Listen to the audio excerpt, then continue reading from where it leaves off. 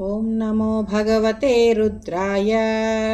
ॐ नमस्ते रुद्रमन्यव उतोत इषवे नमः। नमस्ते अस्तु धन्वने बाहुभ्यामुत ते नमः। यात इषुः शिवतमा शिवं बभूव ते धनुः। शिवा शरव्या यातवतया नो रुद्रमृडया। या ते रुद्रशिवा तनूरघोरा पापकाशिनी। तया नस्तनुवाशं तमया गिरिशं ताभिचाकशीः। यामिषुं गिरिशं तहस्ते बिभर्षस्तवे। शिवाङ्गिरित्रतां कुरु माहि गुंसेः पुरुषं जगत्। शिवेन वचसा त्वा गिरिशाच्छावदामसि। यथा नः सर्वमिज्जगद्यक्ष्मगुं सुमना असत्। अध्यवोचदधिवक्ता प्रथमो दैव्योऽभिषक्। अहीगश्च सर्वा आञ्जम्भयं सर्वा आश्च यातु धान्यः। असव्यस्ताम्रो अरुण उत बभ्रुः सुमङ्गलः।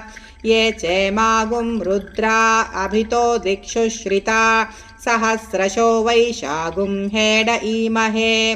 असव्यो वसर्पति नीलग्रीवो विलोहितः। उतैनं गोपा अदृशन्नदृशन्नुदहार्यः। उतैनो विश्वा भूतानि सदृष्टो मृडयातिनः। नमो अस्तु नीलग्रीवाय सहस्राक्षाय मेढुषे। अथो ये अस्य सत्त्वानोऽहं तेभ्यो करन्नमः। प्रमुञ्च धन्वनस्त्वमुभयोरात्नियोज्यां। याश्च ते हस्त इषवः पराता भगवो वपा। अवतत्य धनुस्त्वगुं सहस्राक्षशते शुधे। निशीर्य शल्यानां मुखा शिवो नः सुमना भवा।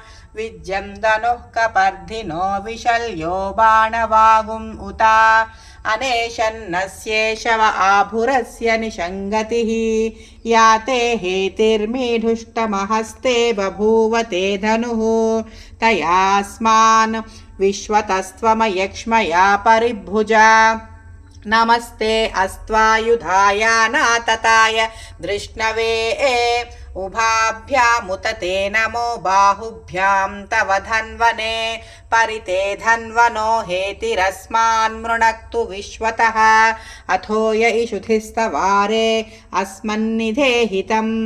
नमस्ते अस्तु भगवन् विश्वेश्वराय महादेवाय त्र्यम्बकाय त्रिपुरान्तकाय त्रिकाग्निकालाय कालाग्निरुद्राय नीलकण्ठाय मृत्युञ्जयाय सर्वेश्वराय सदाशिवाय श्रीमन्महादेवाय नमः।